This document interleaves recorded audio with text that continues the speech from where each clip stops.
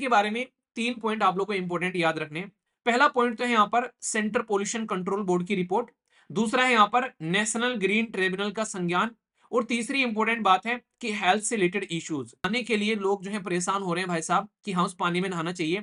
उस पानी में ऐसा बैक्टीरिया है जो कि आज की डेट में आप लोग को बहुत ज्यादा बीमार कर सकता है। इस पानी में नहाने के लिए लोग जो है स्टैम्पीड में भगदड़ में अपनी जान गंवा रहे हैं।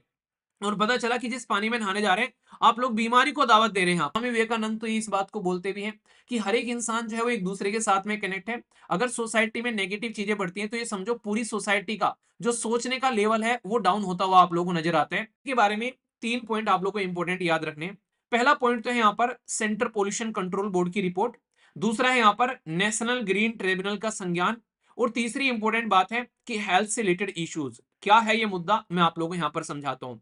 ये थोड़ा सा मुझे बड़ा ही अटपटा सा लगा। आप लोगों को पता है कि कुंभ का मेला कब से स्टार्ट हुआ था और कुंभ का मेला कब तक चलने वाला है? इसका किसी को आइडिया है? कमेंट बॉक्स में बताइए। देखता हूं किस किस को आइडिया है, क्योंकि जो बताने जा रहा हूं उससे थोड़ा सा धक्का आप लोगों को लगने वाला है। क्योंकि अभी रिसेंटली हमारे देश के अंदर में एक रिपोर्ट पब्लिश की जाती है कल यानी कि 18 तारीख को।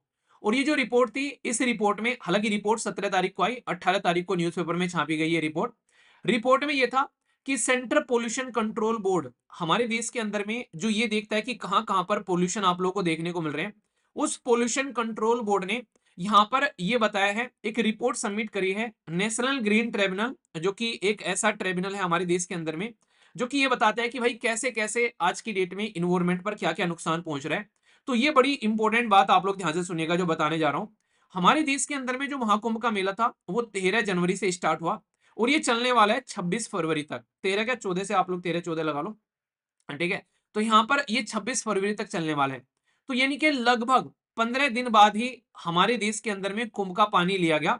3 फरवरी को यहाँ पर उसका बेसिकली जो रिपोर्ट था पानी ले लिया गया था पहले ही कि पानी का लेवल क्या है यहाँ पर, सोच के चलो यहाँ पर। और जो रिपोर्ट वो आ चुकी थी वो रिपोर्ट यहाँ पर आई थी बेसिकली 3 फरवरी को। 3 फरवरी को वो रिपोर्ट आई पर लेकिन उस रिपोर्ट के ऊपर में कोई संज्ञान नहीं लिया गया। और फिर यहाँ पर प्रेजेंट टाइम पर अब 18 फरवरी यानी कि जब आप लोग का जो कुंभ का मेला खत्म होने वाला है तब ये खबर जो है लोगों के सामने रखी जा रही है कि जिस पानी में आप लोग नहा रहे हो वो पानी नहाने के लायक नहीं है। मतलब सोच के देखो कितनी बेचैन करने वाली खबर है ये। जिस पानी में नहाने के लिए लोग जो है परेशान हो रहे हैं भाई साहब कि हाँ उस पानी में नहाना चाहिए, उस पानी में ऐसा बैक्टीरिया है जो कि आज की डेट में आप लोग को बहुत ज्यादा बीमार कर सकता है और ये महामारी भी फैला सकता है। ये खुद मैं नहीं बोल रहा हूं, सेंट्रल पोल्यूशन कंट्रोल बोर्ड की रिपोर्ट के तहत यहां पर सामने निकल कर आया है। और आज यानी कि 19 तारीख को यहाँ पर इस रिपोर्ट के ऊपर में एनजीटी के अंदर में सुनवाई भी आप लोगों को देखने को मिलेगी। तो ये बेहद एक तरीके से ऐसी घटना है जिसके ऊपर में संज्ञान लेना चाहिए था। और यहाँ पर इसमें सरकार ने सरासर इसको इग्नोर किया है। सरकार में कौन? उत्तर प्रदेश सरकार। क्योंकि जो ये रेस्पॉन्सिबिलिटी थी यहाँ पर इन चीजों को मेंटेन रखने की, ये रेस्पॉन्सिबिलिटी थी हमारे देश के अंदर में जो स्टेट के अंदर में Uttar Pradesh central pollution control board है, यानी कि उत्तर प्रदेश का जो कंट्रोल बोर्ड है। एक तो होता है सेंट्रल पोल्यूशन कंट्रोल बोर्ड जो कि सेंटर में देखता है क्या क्या कमियां चल रही हैं। उसने पहले ही बताया था कि भाई साहब फिकल कोलिफॉर्म लेवल जो है गंगा और यमुना के अंदर में काफी ज्यादा है। और यहाँ पर आप लोग जो ये कुंभ का मेला सेलिब्रेट कर रहे हैं यहाँ पर, ये नॉर्मली इसकी क्वालिटी ऐसी नहीं है कि आप लोग इसको नहाने के लायक बोलो कि लोग आकर इसमें नहाए। पर इसमें हमारे देश की जो पॉपुलेशन है वो लगभग 144 करोड़ है। और खुद गवर्नमेंट का डेटा बता रही है कि 54 से 55 करोड़ लोग जो हैं वो इसमें नहा चुके हैं। तो आगे आने वाले टाइम में अगर किसी को लगे कि यार किसी को स्किन की डिजीज हो रही है या फिर कोई और बीमारी हो रही है तो ये कोई बड़ी बात यहाँ पर होगी नहीं है। क्योंकि यहाँ पर जो बैक्टीरियल कॉन्टेमिनेशन है उसका रिस्क बड़ा हाई बताया गया है, जहां पर हमारे देश की यमुना और गंगा रिवर इलाहाबाद यानी कि संगम में आकर मिल रही है। उस पर्टिकुलर पानी के बारे में मैं आप लोगों से बात कर रहा हूं। तो ये सोचने वाली बात है कि जब सबको पता था कि ऐसा कुछ है तो भाई साहब यहाँ पर लोगों को रोका क्यों नहीं गया नहाने से? इतनी बुरी कंडीशन चल रही, अगर यहाँ पर अभी कोविड-19 झेल के आए हैं फिर से कोई दिक्कत निकल कर आए तो कैसे आप लोग चीजों को समझोगे? यहाँ पर इसके अंदर में बताया जा रहा है कि जो आज की डेट में जो फिकल एक तरीके से जो हमारे बॉडी के अंदर में से जो मलमूत्र निकलता है तो उसमें यहाँ पर बेसिकली एक बैक्टीरिया पाया जाता है जो कि नॉर्मली काफी ज्यादा बीमार कर सकता है अगर वो यहाँ पर इसमें मिलता है पानी के अंदर में, जिससे डायरिया, इसी के साथ में डायरिया जो एक तरीके से आप लोग बोलते हैं दस्त लग गए, इसी के साथ में आप लोग बोल सकते हैं ब्लडी डायरिया, यानी कि ऐसा हो सकता है कि इंसान को अगर ये बीमारी लगे इस बैक्टीरिया की वजह से तो दस्त यानी कि एक तरीके से खून तक आता है जब आप लोग फ्रेश होते हो, उसके अंदर में वोमिटिंग लगती है, बहुत सारी दिक्कतें देखने को मिलती है और इसकी वजह से किडनी पर भी एक खतरनाक लेवल का इंपैक्ट पड़ता है। तो जब इतनी सारी चीजें इस बैक्टीरिया की वजह से देखने को मिलती है, तो फिर यहाँ पर अब तक ये जो इसका उत्तर प्रदेश का जो बोर्ड था, इसने यहाँ पर इसको लेकर प्रॉपर क्यों चीजें नहीं रोकी? आखिर ये हो कैसे रहा है? आज भी यमुना और जो गंगा रिवर है उसके अंदर में जो इंडस्ट्रीज हैं उनके अवशेष आकर डाले जाते हैं, जबकि इसके लिए बोला गया था कि जो टोटल बजट है कुंभ का वो 7,000 करोड़ रुपए था। इसमें बोला गया था 1,600 करोड़ रुपए ये वाटर क्वालिटी को मेंटेन करने पर यहाँ पर लगाएंगे कि इसके अंदर में कुछ भी गंदगी न हो, जो वेस्ट आ रहे हैं उसको डिस्पोज किया जाए, प्लास्टिक फ्री इस एरिया को बनाया जाएगा। ये सारे यहाँ पर बातें की गई थी। पर लेकिन अब जब रिपोर्ट निकल कर आ रही है, अब यहाँ पर पता चल रहा है कि आखिर कंडीशन क्या है। और सबसे सोचने वाली बात तो यार ये है, यहाँ पर इस पानी में नहाने के लिए लोग जो हैं स्टैम्पीड में भगदड़ में अपनी जान गंवा रहे हैं। और पता चला कि जिस पानी में नहाने जा रहे हैं, आप लोग बीमारी को दावत दे रहे हैं यहाँ पर। तो ये सोचने वाली बात है कि किस तरीके से लोगों को जो है एक तरीके से ट्रीट किया जा रहा है। तो ये कहीं न कहीं जैसे ही न्यूज़ आई तो ये ट्रेंड करने लगी हर जगह, भाई साहब ये क्या चल रहा है?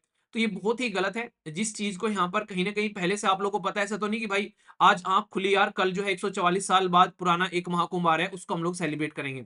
मतलब आप लोगों को पता है 144 साल बाद में आने वाला है, तो पता नहीं कब से पता है यार आप लोगों को। पिछले 6, 8, 10 महीने से आप लोग तैयारी में भी लगे हुए हैं। उसके बाद भी ये सिचुएशन देखने को मिल रही है। तो ये लोगों को किस तरीके से ट्रीट किया जा रहा है, तो वो थोड़ा-सा सोचने वाली बात है कि आप लोग आखिर क्या चाह रहे हैं इन चीज़ों को लेकर। तो यहाँ पर इस तरीके से ये रिपोर्ट सामने निकल कर आई और इसको लेकर बहुत ज़्यादा मतलब लोगों के अंदर में गुस्सा भी देखने को मिला। तो ये था पूरा का पूरा न्यूज़ आर्टिकल जिसके बारे में आप लोग ध्यान रखिएगा। ठीक है?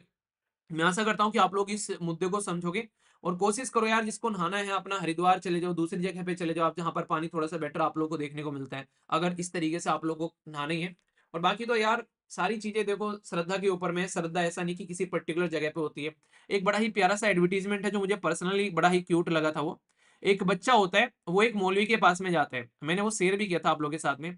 मौलवी के पास में जाके कहता है कि मेरे दादाजी की बरसी है, आप ये खाना खा लो। तो वो कहता है कि मैं नहीं खा सकता क्योंकि ये पुजारी के लिए है। मैं जो हूँ बेसिकली मस्जिद में बैठता हूँ, तो ये अपने पुजारी को लेकर जाकर दो तुम। तो वहाँ पर वो जो रहता है वो कहता है कि क्या यहाँ पर आपकी जो मस्जिद है यहाँ पर, क्या यहाँ पर भगवान नहीं रहते? वो कहता है नहीं, भगवान तो मंदिर में रहते हैं, यहाँ पर तो अल्लाह रहते हैं।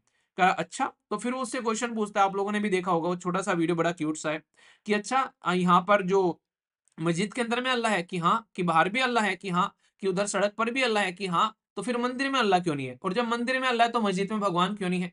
तो वो बड़ा ही क्यूट सा लगा था मुझे पर्टिकुलरली। वो एक ऐसी चीज़ है कि हम लोगों ने इतना भेदभाव इन चीज़ों में कर रखा है।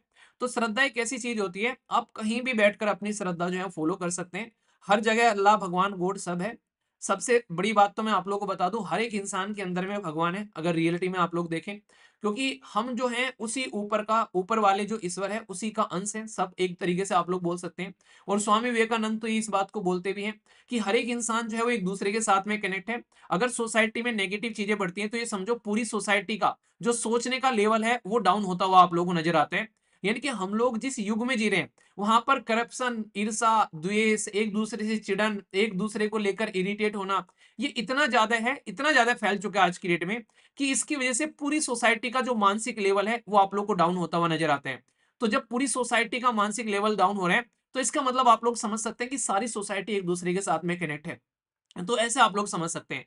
तो कोशिश करो कि एटलीस्ट आप लोग अपने आप को पॉजिटिव माइंडसेट में रखो। अपने आप की तो रिस्पॉन्सिबिलिटी आप लोग ले सकते हो, बाकी तो जो दुनिया की चल रही है वो सब चल ही रही है। तो अपने लेवल पर आप लोग अपने आप को थोड़ा-सा पॉजिटिव रखने की कोशिश करो, अपने काम पर फोकस करो। कोई अच्छा काम करे तो उसको एप्रिशिएट करो यार, कि वो अच्छा काम कर रहा है, मेहनत कर रहा है इंसान।